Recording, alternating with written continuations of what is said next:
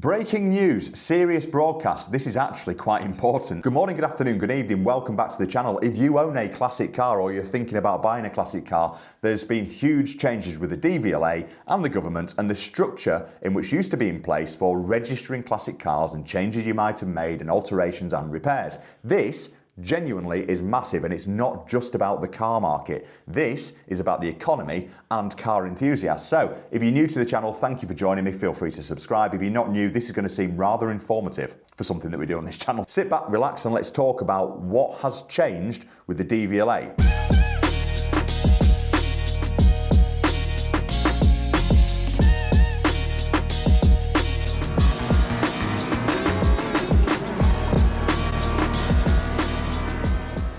Before we pop the champagne and get too excited, let's have a quick look at what used to be the case for if you change something on your classic car.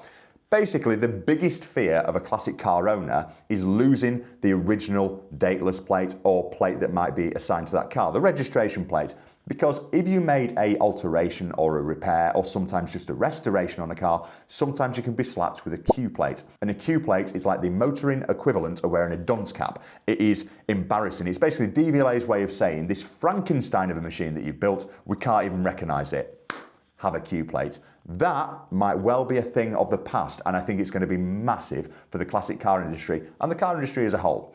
So basically how the system used to work was it was a points-based system, and what you had to do is you had to qualify through this points-based system, and more than likely some form of an assessment or a review from a DVLA clever boffin who doesn't really understand classic cars. And what would happen is you had 5 points for chassis-based stuff, 2 points for suspension-based stuff, and 1 point for engine-based stuff. If you collected all 8 points, then you could sometimes, usually, retain your original registration plate for the car. Inevitably, what would happen is you'd get something wrong, or they wouldn't be happy and they'd hit you with a Q plate, and it would effectively devalue your classic car and make you look like you don't really know what you're doing. That could be a thing of the past. And the reason why this is serious, I think, is because this isn't just the DVLA and the government saying, fine, you win, we'll cut some tape.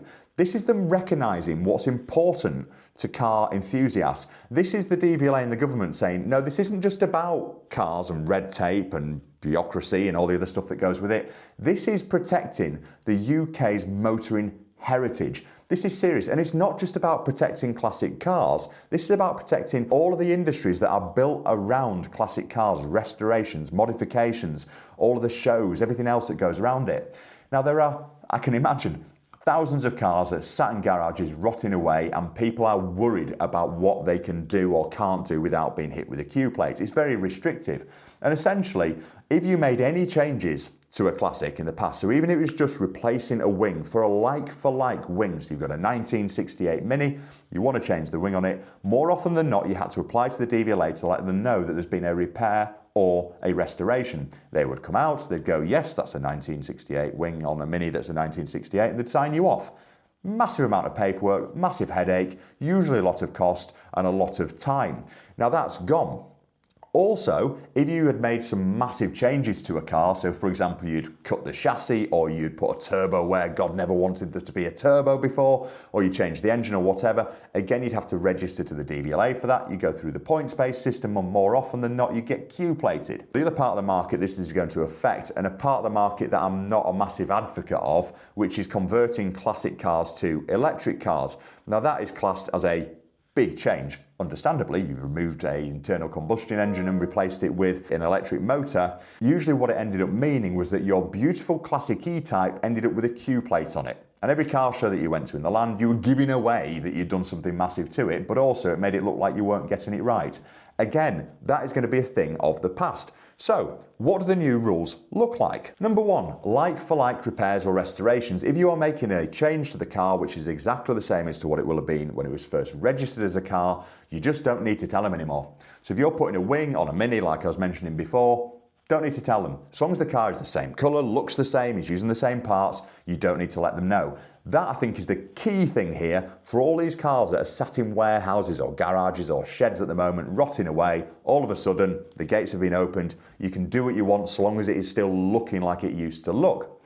The second thing, making major changes, so you want to shorten the wheelbase or do something drastic or put a different body on a car or whatever it might be. Yes, you still need to let the DVLA know about that, but it is not going to mean a Q plate or a massive inspection. Massive news on that side of things. And finally, the electric card conversion side of things, again, falls into the same category. You do need to let the DVLA know, but it won't change it from an E-type on the logbook to a Frankenstein build in Jeff's shed. It'll still be registered as an E-type, it'll just be a change of the engine on the logbook. This is actually really helpful and really positive stuff. Now, what I find particularly powerful about all of this is some of the ministers and some of the CEOs and the people that are heading up these industries and businesses and government bodies have actually stepped out and said a few words about the situation. So I'm going to read some quotes out to you here, which I find genuinely quite heartwarming, which from a government body is a bit of a shock. So first of all, the Minister for the Future of Roads, which is Lillian Greenwood, chimed in. So she's basically said, we know how much love, time and effort goes into keeping classic cars, and we're right behind the community. These changes are about cutting red tape and making life easier for enthusiasts. Thank you, Lillian. We've also got DVLA's Chief Executive, Tim Moss, who's also chimed in. He said, these updated policies support historic vehicle keepers with a clearer registration process that reflects modern restoration and modification practices. Fantastic. So basically, what that translates to is we realise we've been making it hard work for people, and we also realise that the British motoring heritage is going to go down the pan if we don't do something about it. Now, this is important for us because at the moment we've got this chap, really decent bloke, who's brought an opportunity to us, which is this SS100, that unfortunately hasn't been registered properly yet. Now, there's a huge story about this, SS100 owners and replica owners. There's a bit of a storm brewing with that situation because they can't register the cars properly, and the DVLA get notified of a change of owner. All of a sudden, everything hits the fan and it needs to go through a process. We've just been quoted the thick end of £8,000 to get this car through the process for him so that it can eventually get sold with hopefully not a Q plate, but it's not a guarantee. That looks like it might have changed completely, which all of a sudden means that just one individual I can think of straight off the top of my head might actually be able to sell this car that he's had for many, many years, built himself, and move it on to the next person who can enjoy it, because he's at a point in his life now where he's not enjoying it, and that is a classic car stuck in a garage at the moment. This is properly exciting news, and I hope that you found it informative. There's going to be a proper document that you can read through on government website. There'll be a link in the description below for that. These policies and rules come in place as the 26th of August, which is only next week. So grab yourselves a can of special brew and a coffee or whatever it might be, head to the garage and get polishing. Preferably your car, because it's all about to change. Mick, how are you, sir? I am Rob, yeah, not bad, mate. Sorry, I just got out of the shower. All right, sound right. There's an image. Thanks for that, mate. I might have some pretty exciting news. The DVLA have just announced yesterday that they are changing the way that you can register classic cars. Oh, bloody hell, well done, Rob. I know, literally just come out, the news just landed yesterday. It's going to be effective from the 26th, which is obviously next week, Tuesday. I'm still learning about it. Just tried ringing you guys down south just to see if they know more about it. But from what I can see online, for the entire classic car market, this is a game changer. So before you did anything silly with it, because I know you're wanting to get out of the car, let's just wait until we get some proper confirmation through as to what the process might look like. But I think you've just saved about £8,000. But don't hold me to it just yet. That sounds like great news, Rob. Well, thanks for keeping an eye on it anyway. Not a problem at all. Not a bad way to start a Thursday.